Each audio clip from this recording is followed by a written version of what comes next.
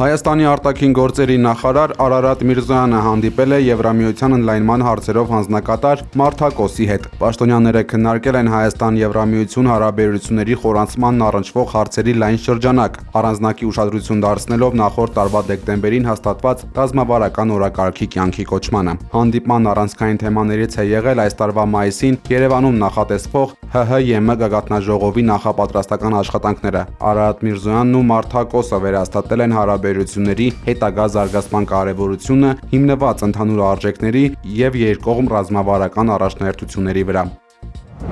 I call now Mr. Hayk Mamidjanian. Ազգային ժողովի ընդդիմադիր պատգամավոր Հայկ Մամիջանյանը ԵԽԽՎ լիագումար նիստի իր ելույթը սկսել է խորհրդանշական լռությամբ։ Պատգամավորներին փոխանցելով այն զգացողությունը, որն ունեն հայերը, երբ սպասում են միջազգային հանրության արձագանքին, բայց նրանք լռում են։ Պատգամավորը խստորեն քննադատել է միջազգային կառույցների լռությունը Հայաստանում տեղի ունեցող իրադարձությունների ֆոնին, շեշտելով, որ հայ-առաքելական եկեղեցու վրա հարձակումներին, 4 եպիսկոպոսների 6-ամսյա կալանքին եւ եկեղեցուն աջակցող ազգային բարերարի ձերբակալությանը միջազգային հանրությունը արձագանքում է լռությամբ։ Nikol Pashinyan is attacking Armenian Apostolic Church. Նիկոլ Փաշինյանը հարձակում է գործում հայ առաքելական եկեղեցու վրա, հարձակվում է խոսքով եւ ուժով, լռություն։ Ավելի քան 6 ամիս 4 եպիսկոպոսներ կալանքի տակ են, լռություն։ Հայտնի բարերարն իր աջակցությունն է հայտնում հայ առաքելական եկեղեցուն եւ դրա համար ձերբակալվում, լռություն։ Մենք նախաձեռնում ենք իմպիչմենթի գործընթաց եւ ընդդիմության վարչապետի միասնական թեկնածուն ձերբակալվում է, լռություն։ Կառավարության պաշտոնյաները թիրախավորում են անհատ լրագրողներին եւ մի ամբողջ լրատվական գործակալություններին, լռություն։ Ձերբակալվում են բլոգերներ, նրանցից մեկը հացադուլ է հայտարարում եւ վերջինիս առողջությունն այն աստիճան է վատթարանում, որ 3 նրան դատարան են բերել անվասայլակով, լռություն։ Այս սարսափելի փաստերի շարքը կարող եմ անվերջ շարունակել։ Քաղաքապես իմ երկիրը բռնազավթված է Նիկոլ Փաշինյանի կողմից, ֆիզիկապես Իլհամ Ալիևի։ Իմ ավելի քան 50 հայրենակիցներ Հայաստանում զրկված են ազատությունից իրենց քաղաքական հայացքների համար, իսկ պաշտոնական տվյալներով իմ 19 հայրենակիցներ Բաքվում բանտարկության մեջ են միայն այն պատճառով, որ հայ են։ Are in jail in Baku just because they are Armenians. Մենք չենք իմանում ինչ փունջ են ներարկել երեխային,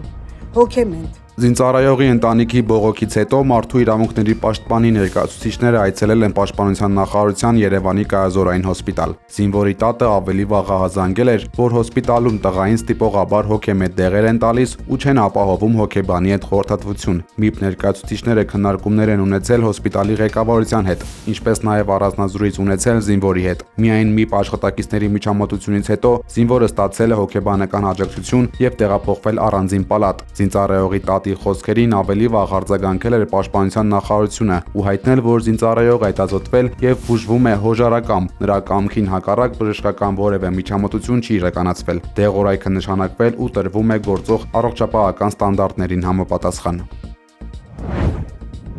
Եթե քաղաքացին չունի սմարթ հեռախոս կամ չի կարողանում օգտվել Արմեդ հավելվածից, կշարունակի ստանալ իրեն հասանելիք առողջապահական ապահովագրությունը, այսօր հայտնել է առողջապահության նախարար Անահիտ Ավանեսյանը։ Եթե անձը չունի սմարթ հեռախոս, ապա պոլիկլինիկայում նրանց ուրեմն բժիշկը բացում է այդ Արմեդը իր արդեն տեսանելի դաշտերը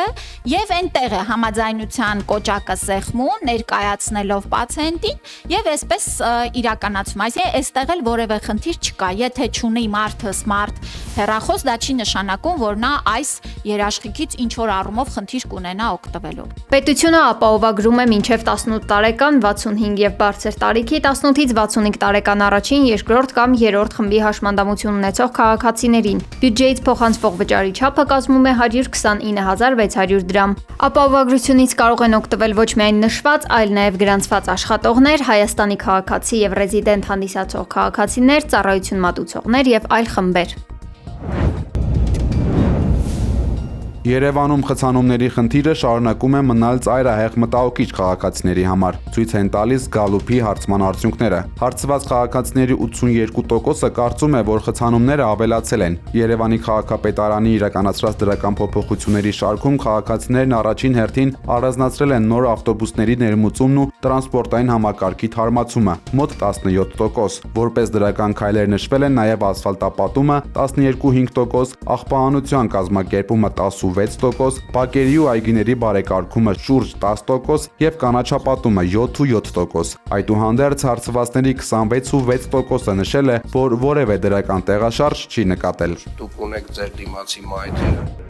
Ցածր ջերմային ֆոնով առանձին հատվածներով նաև մառախուղով։ Վաղվանից Հայաստանին միջերկրական ծովի շրջաններից մոտենում է հերթական ձնաբեր ցիկլոնը, որը մեր երկրում կմնա մինչև փետրվարի 4-ը ներառյալ, հայտնել է հիդրոթերապևտաբան Գագիկ Սուրենյանը։ Վաղը երեկոյան ժամերից սկսած մինչև փետրվարի 4-ը հանրապետության առանձին շրջաններում կդիտվեն տեղումներ, հիմնականում ձյան տեսքով։ Լեռնային առանձին շրջաններում նաև կդիտվի քամուշ գնացում մինչև 17-ից 20 մետր վարկյան հեռագությամբ,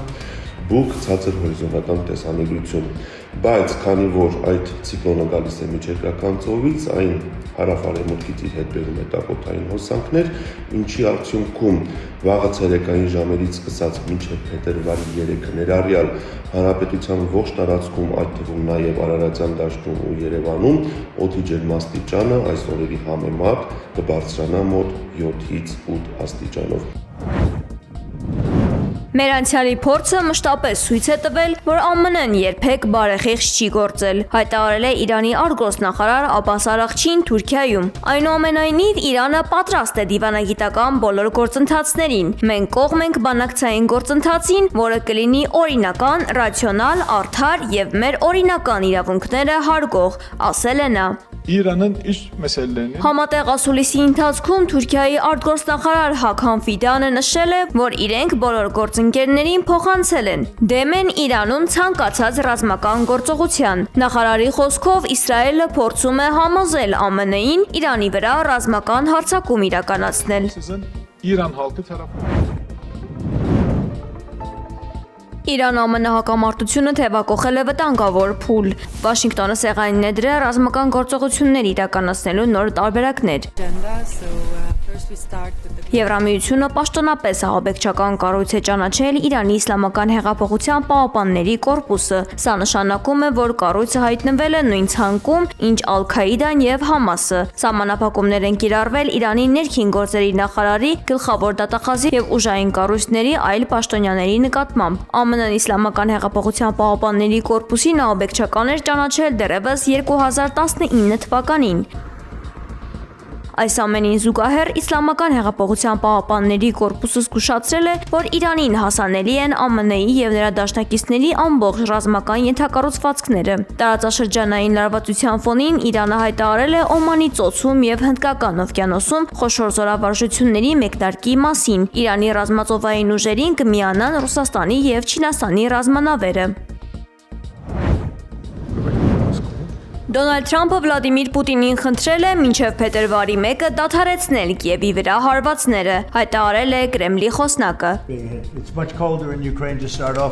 Ուկրաինայում սաստիկ ցուրտ է, Պուտինը համաձայն է ցանել դա, մենք շատ բարձր ենք գնահատում, սա սարսափելի դաժան պատերազմ է։ Թրամփի խոսքով շատերն ասել են Պուտինին զանգելն անիմաստ է, քանի որ նա չի տա դրական պատասխան։ Վերջին օրերին Ռուսաստանի հարվածների պատճառով միլիոնավոր մարդիկ զրկվել են էլեկտրաէներգիայից եւ ջեռուցումից։ Պորտուգալիայում ավելի քան 290,000 մարդ մնացել է առանց էլեկտրականության։ Պատճառը հունվարի 28-ին տեղի ունեցած Քրիստինա հզոր փոթորիկն է, որը վնասել է էլեկտրացանցերը։ Երկրում ամենաշատը տուժել է Լեյրիա շրջանը։ Մի շարք բնակավայրերում սպասվում է ուժեղ քամի, անձրևի եւ ձյան տեղումներ։ Մարդկության համար պոտենցիալ բնակելի մոլորակ է հայտնաբերվել։ հայտնել է The Guardian-ը։ Ըստ թերթի Ավստրալիայից, Մեծ Բրիտանիայից, Դանիայից եւ ԱՄՆ-ից մի խումբ գիտնականներ այդ մոլորակում հայտնաբերել են նոր մոլեկուլ պրոաստղերի շուրջ միջաստղային սառույցներում։ Մոլորակը երկրից 146 լուսնային տարի հեռավորության վրա է գտնվում ու իր չափերով մեծ է երկրից ընդամենը 6%-ով։ Ըստ գիտնականների, մոլորակը պտտվում է աստղի շուրջ, որը նման է արեգակին։ Հետազոտողները, որոնց խոսքերը մեջբերել է թերթը, ընդգծել են, որ մոլորակը 50% հավանականությամբ գտնվում է իր աստղի բնակելիության գոտում եւ նրա շուրջ պտույտ է կատարում 355 օրում։ Այդ աստղը ավելի սառն ու աղոտ է արեգակից, ուստի ջերմաստիճանը մոլորակի վրա կարող է իջնել մինչև -70, նշել է պարբերականը։ Հետազոտական աշխատանքի հեղինակներից մեկի դոկտոր Չելսի Հուանգի կարծիքով, մոլորակն ապագայում կարող է դառնալ ամենաառաջնահերթ օբյեկտը դիտարկման համար։